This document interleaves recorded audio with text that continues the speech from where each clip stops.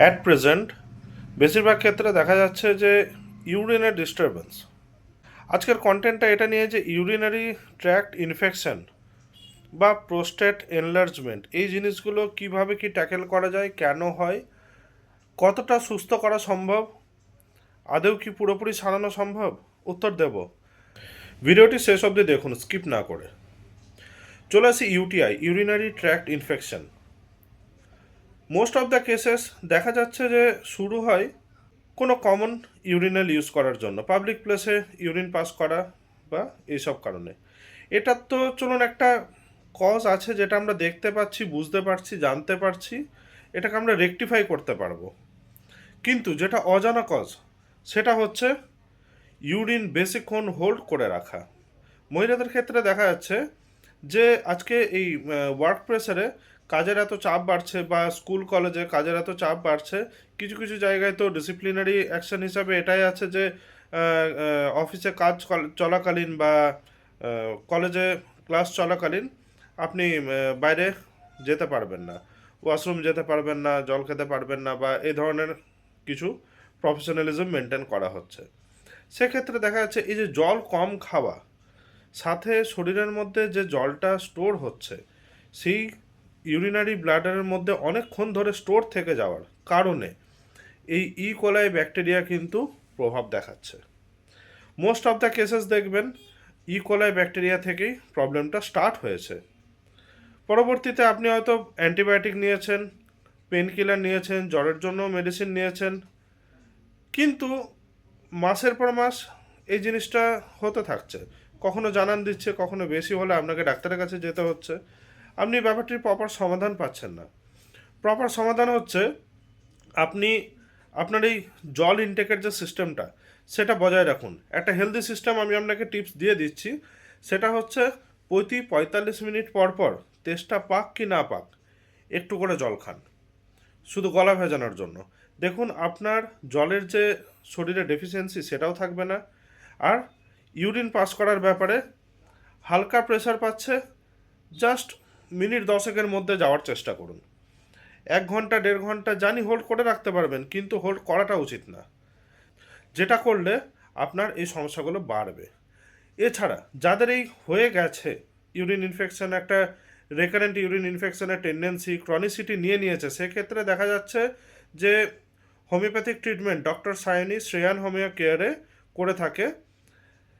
Classical homeopathic ট্রিটমেন্টে এর result কিন্তু ভালো আছে, যে ক্ষেত্রে অনেক পেশেন্টরা কিন্তু পুরোপুরিভাবে এখন সুস্থ, তাদের যে রেকারেন্সিটা চলে গেছে, প্লাস তারা একটা হ্যাপি হেলদি লাইফ লিড করছে।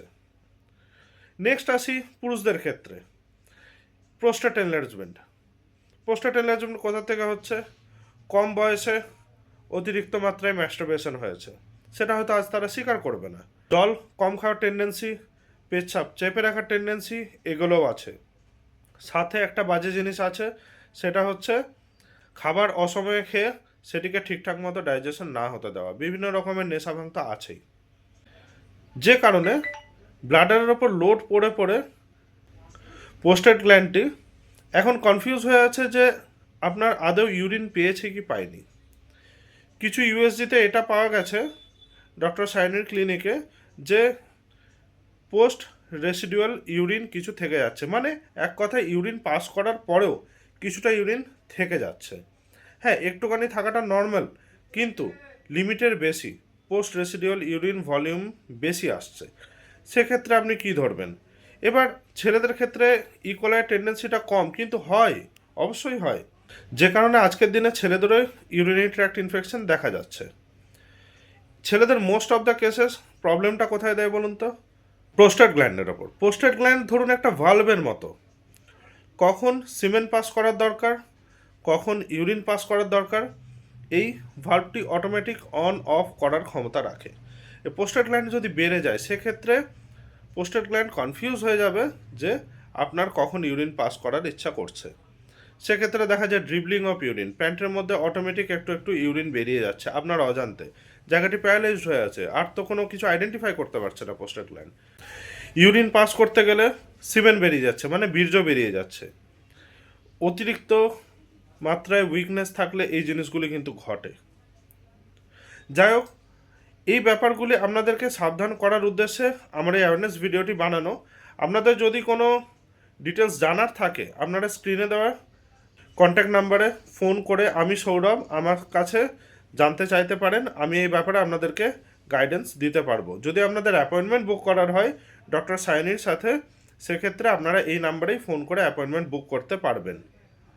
এই ধরনের প্রবলেমগুলি খুব ইজিলি আমাদের ক্লিনিক শ্রেয়ান হোমিও কেয়ারে কিওর হয়েছে।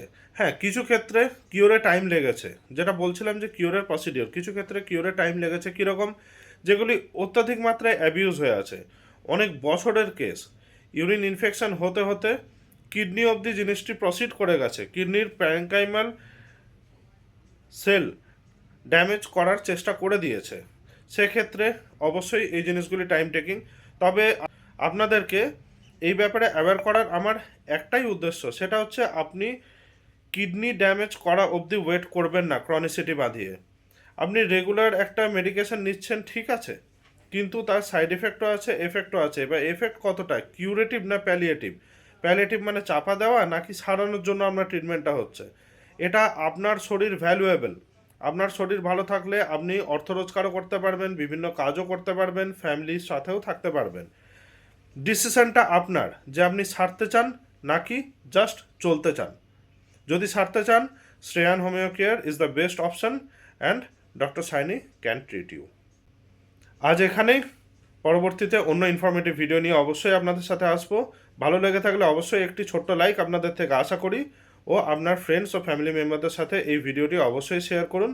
আমার পেজটি ফলো করুন। ধন্যবাদ।